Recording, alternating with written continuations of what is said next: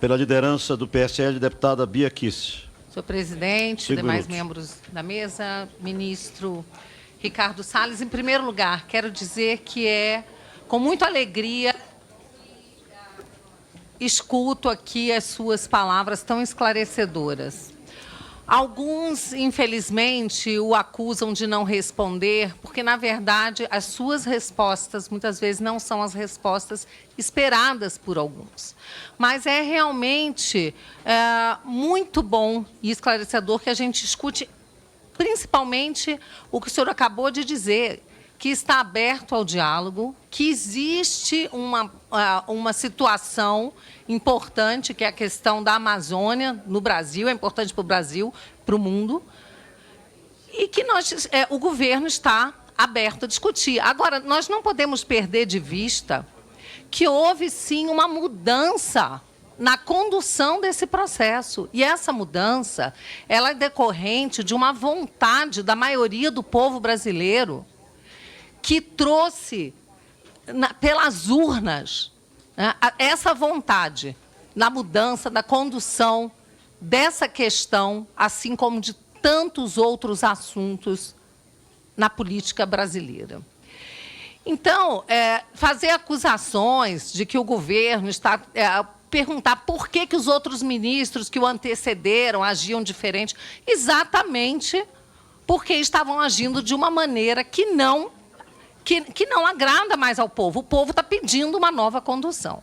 E Vossa Excelência tem dado essa condução, ao meu ver, de forma muito satisfatória, de forma técnica e com a tranquilidade de quem sabe que está fazendo um bom trabalho. Eu quero dizer aqui, trazer ao conhecimento de todos, que a questão do Fundo da Amazônia e de desvios de recurso, da forma muitas vezes inadequada como vem sendo tratado já há muito tempo, que não tem conseguido trazer os resultados que são alardeados, mas que, na verdade, não ocorrem, diante mesmo da pobreza, né, instalada há tanto tempo na região, apesar da riqueza da região. Cidadãos atentos a isso intentaram uma ação popular já em 2016. E essa ação tramita na Quinta Vara Quinta Vara Federal aqui do Distrito Federal.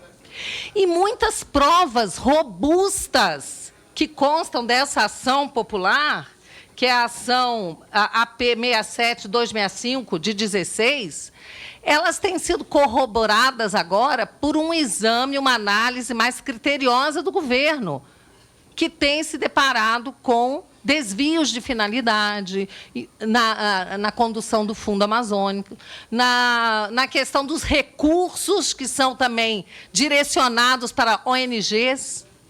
Então, ONGs de fora, ONGs estrangeiras, que recebem recursos também, e muitas vezes em proveito de particulares, de algumas pessoas, e esse dinheiro não sendo revertido realmente no interesse do povo brasileiro. Então, é muito importante que, agora, essas medidas que estão sendo adotadas, inclusive com a preservação do bom nome do Brasil, no momento em que o Brasil está fechando acordos altamente vantajosos para o país, e que notícias sem fundamento são divulgadas em prejuízo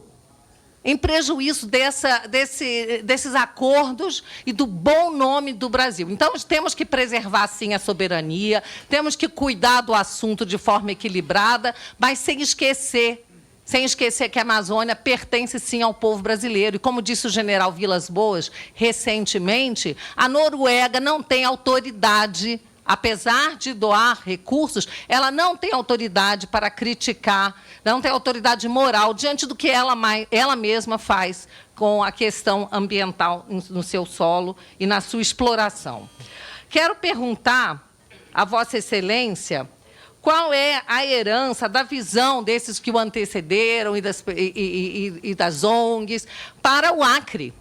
E dizer que uma das teses, né, uma das provas do desvio, do interesse, do desvio do recurso que é empregado no fundo da Amazônia, é o fato da Bahia, que não pertence a essa região da Amazônia, ter recebido recursos, a Bahia do governador, então, Jacques Wagner, ter recebido recursos muito mais do que, por exemplo, o estado de Roraima, que ficou de fora. Então, nessa ação popular, existem inúmeros dados, todos comprovados, desses desvios. Então, eu quero dizer a Vossa Excelência que, como cidadã brasileira, eleitora, estou muito satisfeita com a condução e gostaria de ouvir de Vossa Excelência essa questão da herança, do legado para o Acre, da condução anterior.